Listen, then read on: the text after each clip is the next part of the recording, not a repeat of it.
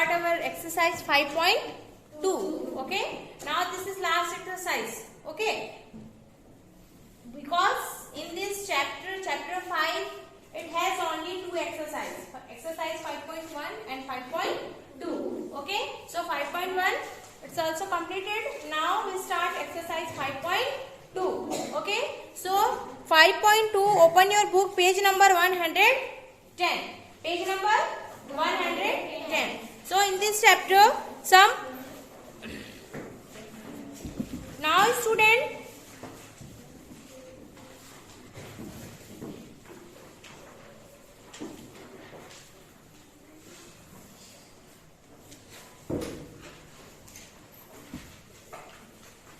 now you have to learn some property. Okay, some property of angles, and you all are aware about it. Straight angle पढ़ चुके हो, straight angle, right angle, acute angle, obtuse angle, like that. Okay, now topic is pair of lines intersecting line. Topic intersecting lines. Intersecting lines. Okay, now transversal and alternate interior angles and transversal of parallel lines. Okay, now you have to read this topic: transversal, intersecting lines, angles made by transversal. Okay, so something intersecting line. Intersecting line means when line intersect means cut, cross. Okay, you can see one example for intersecting line. Okay, if one line segment is like that, P and Q. Okay, and this line, if this parallel, this line is cut through this line R S. So this one is intersecting point. This one is intersecting point. जहाँ पे दो line एक दूसरे को cut करती है वो हमारा होगा intersecting point, और जो दो लाइन आपस में कट करती है वो हमारी होगी intersecting lines. क्लियर है सबको? हाँ. नेक्स्ट चीज हमारा है transversal. You might have seen a road crossing two or more roads or railway line crossing several other lines. These given an idea of a transversal. ठीक है, ट्रांसवर्सल में आप लोग देखे होंगे कि एक अगर ऐसी पक्की सड़क गई हुई है तो उसमें से बीच में ऐसे ये पक्की सड़क है मान लो, ठीक, और इस सड़क में से ट्रेन वाली लाइन ऐसे पार होती है. देखे हो? हाँ, तो ये किसका एग्जाम्पल है? ट्रांसवर्सल का. किसका एग्जाम्पल है? ट्रांसवर्सल. उसी तरीके से इस वाले एक्सरसाइज में कुछ ऐसे आपको डायग्राम दिखेंगे, कुछ ऐसे दिखेंगे इमेजेस, पिक्चर्स, जो क्या रहेंगे, एक दूसरे को ऐसे ही दो लाइंस रहेंगी जिसको ऊपर से ऐसी लाइंस कट करेंगी, जो ट्रांसवर्सल का एग्जाम्पल है. ठीक है, मतलब ये हम इसको ले सकते हैं कि ये जो सड़क वाला एग्जाम्पल है वो किसका एग्जाम्पल है? ट्रांसवर्सल. मतलब ट्रांसवर्सल किसको कहते हैं, समझ में आया?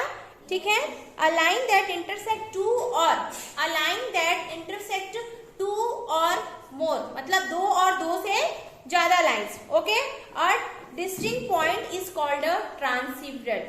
It's called transversal. ठीक है, ट्रांसवर्सल के कुछ एग्जांपल्स दिए हुए हैं. इसमें क्या होता है कि दो या दो से अधिक लाइन भी हो सकती है. ठीक है, कैसे? मान लो कि यहाँ पे दो लाइंस है, एक ट्रांसवर्सल में एग्जाम्पल, यहाँ पे दो लाइंस है, इसको एक लाइन ऐसे कट कर रही है, तो ये भी एक हमारा क्या है? ट्रांसवर्सल का एग्जाम्पल है. ठीक है, उसके साथ साथ ट्रांसवर्सल हम किसको बोलेंगे? अगर मान लो एक ऐसी लाइन है, ठीक है, और इस लाइन को बहुत सारी लाइंस भी कट करती हैं, टू और मोर मैं बोली हूँ ना, अगर ऐसा भी कुछ रहता है तो ये हमारा क्या कहलाएगा? ट्रांसवर्सल. ठीक है, समझ में आई बात? यस. अब नेक्स्ट हमारा है angles made by a transversal. मतलब कि ट्रांसवर्सल अगर लाइन है तो उसमें एंगल्स कैसे बनेंगी. ठीक है, ट्रांसवर्सल हमारी अगर लाइन से तो उसमें एंगल्स कैसे बनेगी? कैसे बनेगी? मान लो एक इस तरीके की लाइन है, ठीक है, और उसमें एक ट्रांसवर्सल ऐसा है, ठीक, तो इसमें एंगल कहाँ बनेगी? यहाँ, यहाँ, इस तरीके से. क्लियर है सबको? हाँ, और मान लो कि अगर दो लाइंस है, ठीक है, दो लाइंस है,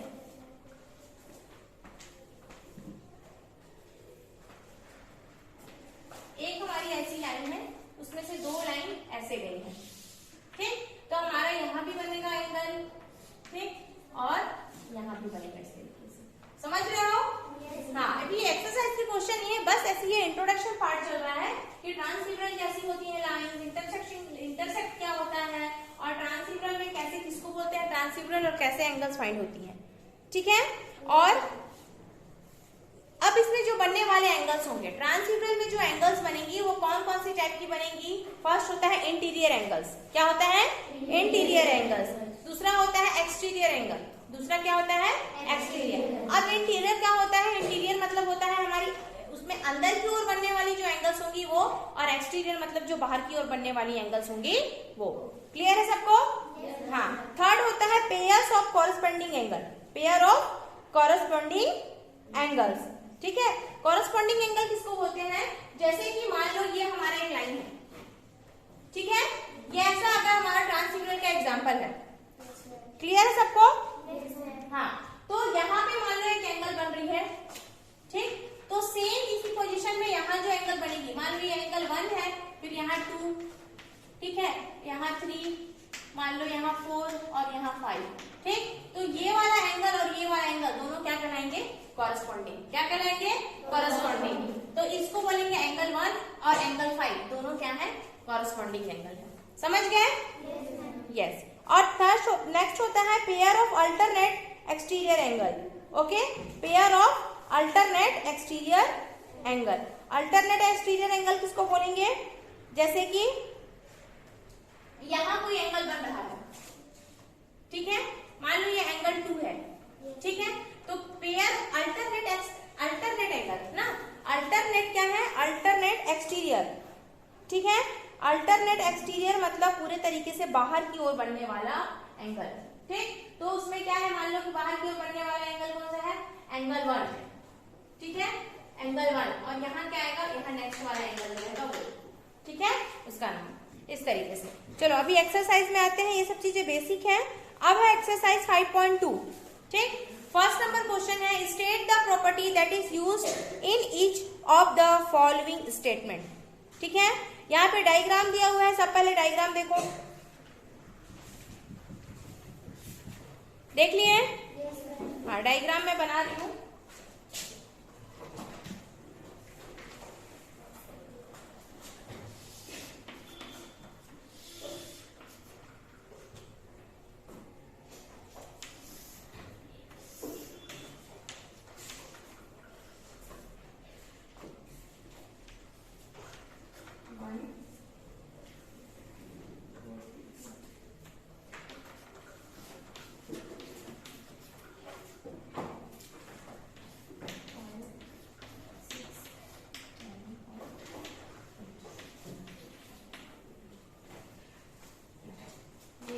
एंगल 1 और ये है लाइन 1 और लाइन, ठीक है। फर्स्ट नंबर क्वेश्चन है, if A is parallel to B then angle 1 equal to angle 5। Question है, if first number, if A is parallel to B parallel B then angle 1 equal to angle 5,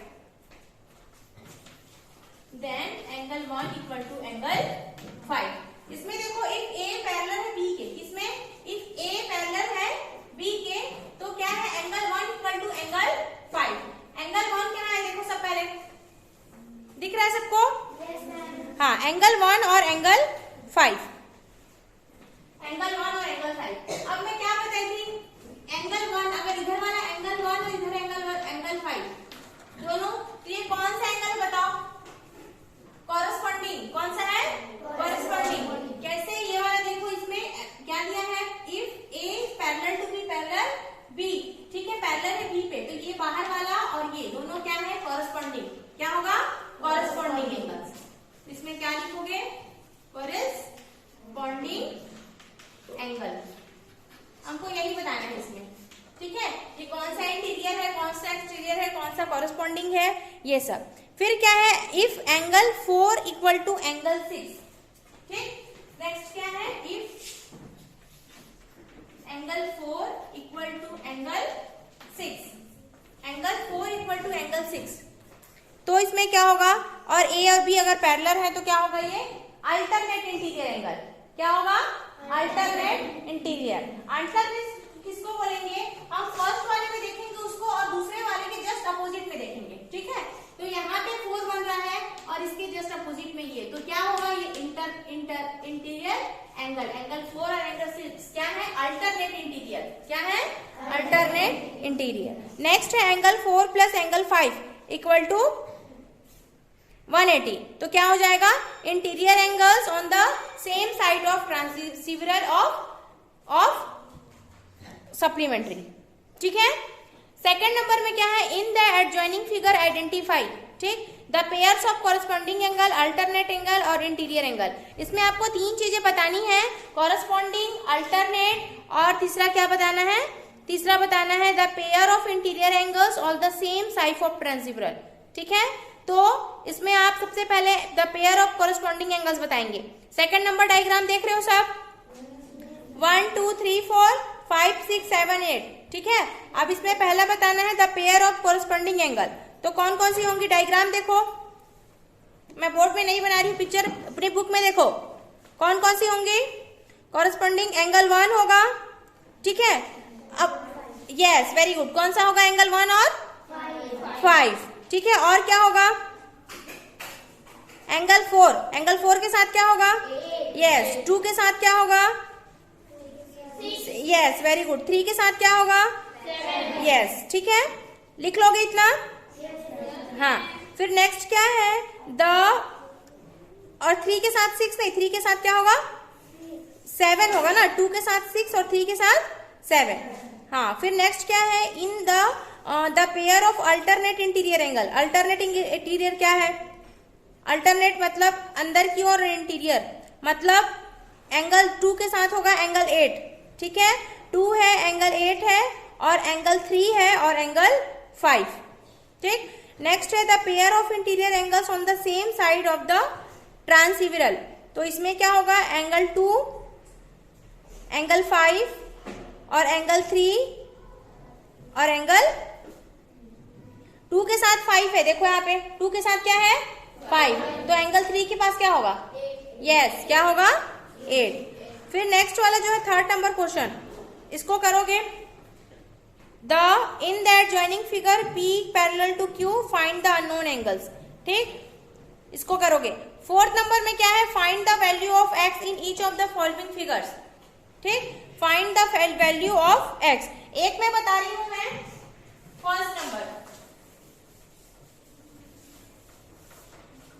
first number में क्या है? 2 parallel line है L और M। First क्या है? L। इसको अच्छे से देखो, L और ये क्या है? M। L और M 2 पैरेलल लाइन्स हैं। पहली उसमें क्या है? फिर 110 और x। ठीक है, ये क्या है? 110। ठीक है, और ये क्या है? x। अब हमको इसमें वैल्यू फाइंड करनी है किसकी? x की। किसकी करनी है? x की। तो क्या हो जाएगा? x plus Y equal to क्या होगा? y equal to 180। ठीक है, और सप्लीमेंट्री। अब y की वैल्यू कितनी दी हुई बताओ? 110।